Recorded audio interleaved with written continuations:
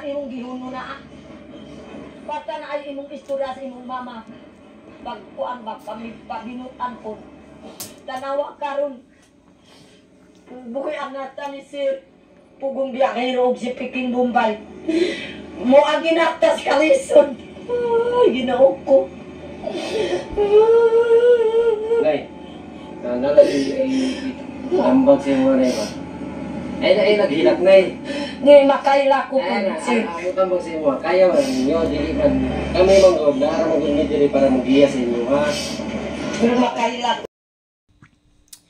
May mga gusto kong talakayin sa episode tungkol kay Ninita at Nanay Lorna. Yung kahapon tsaka ngayon. Part 1 and part 2. May nabasa akong comment na sinisisi si Edito at tsaka Estong na napabayaan si Ninita. Pero hindi sila dapat sisihin. Unang-una, they can only guide, but it's not their responsibility. Hindi po nila responsibilidad na istriktuhan yung si Ninita. Ang mali talaga dito, well, alam na natin na mahina nga ang intelligence ni Ninita. Pero ito kung ako yung nanay at umuuwi ng gabing-gabi yung anak ko, pag uwi, papaluin ko. I don't care. Ang mamamalo talaga ako. Papaluin ko sa paa para hindi matututo. Kasi, ganito yan. Bakit? Yung mga generation natin, yung mga kasing edad ko, kung meron akong kasing edad dyan, generation natin, nung pag tayo yung nagkakamali, nung tayo yung mga bata pa, pinapalo tayo ng mga magulang natin, we came out okay. Naging mabuti tayo. Meron tayong disiplina, meron tayong, marunong tayong, mag-respect sa iba, to the point na magkalatay-latay ang aking likod, sa pamamalo. Pero I turned out okay. At yung kung saan ako pinalo, hindi ko na inuulit. So, si Nanay Lorna, alam niya na gabing umuwi ang anak, nagdi-disco, etc. Hinayaan niya. Pinagtakpan na dapat nagsumbong siya agad kay Edito. At si Edito nagsumbong agad kay Sir Paul. Di sana may nagawang paraan. And then, pinagtakpan pa niya. So talagang, dito talaga ang maling-mali talaga dito si Nanay Lorna. At hindi natin binabash, hindi natin na sinasabi, ito may nakita pa akong comment na sinabi na may mababa daw ang kanilang pinag-aralan. Hindi mo pwedeng sabihin yon kasi tignan mo si Edito din mismo, parang si Edito yata hanggang elementary lang yata siya. Estong, hindi sila nakapag-college, pero pinahalagahan nila ang tulong na tanggap nila. Pinagyaman nila to. Hindi yung sige ka lang ng nakaganyan ka lang, naghihintay, and then hindi mo pinapahalagaan, sige, kala mo one day millionaire ka, na hindi alam yung mga nag-i-sponsor kung ano-anong, sa totoo lang, for example ako, pag nagpapadala ako, so, ang ginagawa ko, hindi ako magpapa-food spa, may mga, okay, hindi ko na lang to bilhin para may padala sa ating, kung sino man yung gusto nating tulungan. So, ganon ang ginagawa. And I'm sure, na ganon din ang ginagawa ng mga ibang sponsor. Though hindi lahat, of course. Pero, marami sa mga sponsors ang talaga namang, alam mo yun, they're doing their best para lang makatulong. Ang kaso nga lang kasi, may mga ganyan, kung nabasa nyo ang isa sa mga nag-comment sa reaction natin kahapon, na siya yung sponsor ni Ninita na tumutulong kay Sir Paul, at nag-comment siya na nalungkot siya pero sabi niya ayaw na niya. Kasi hindi mo masisisi ang mga tao pag ganyan. Yung nagkamali ka na nga, magsisinungaling ka pa. So yun yung yun. So hindi ito pang babash. Kaya nga sabi ko kahapon na it's a lesson to be learned.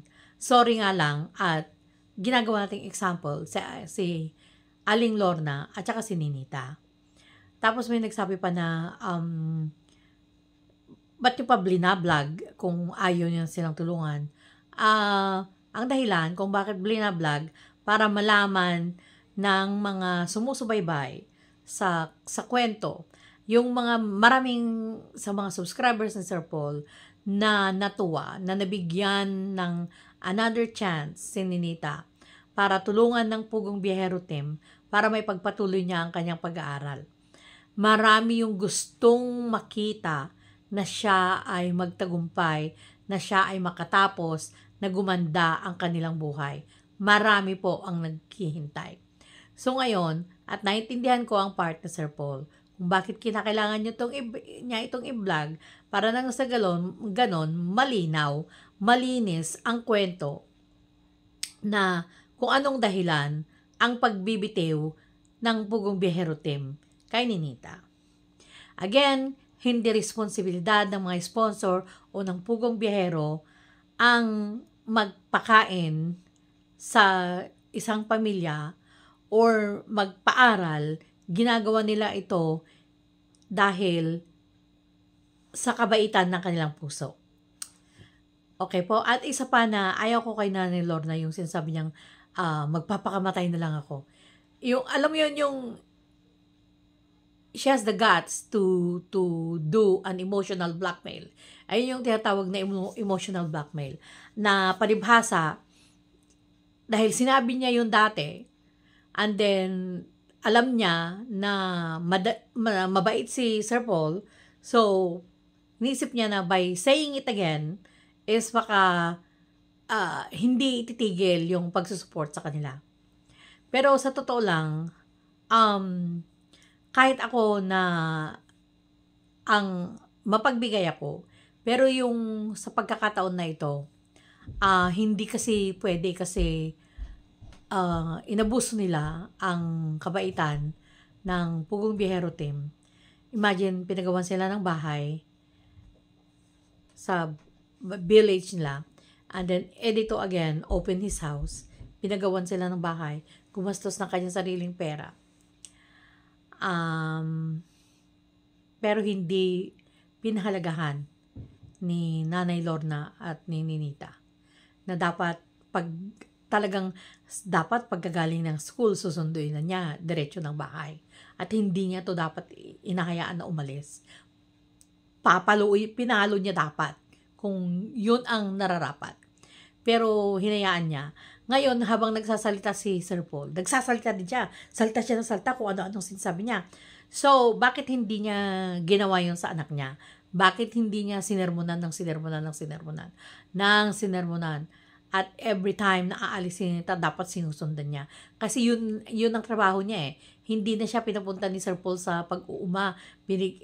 Dinagdagan ang kanilang allowance. Nang sa ganun is mabantayan niya ang anak niya.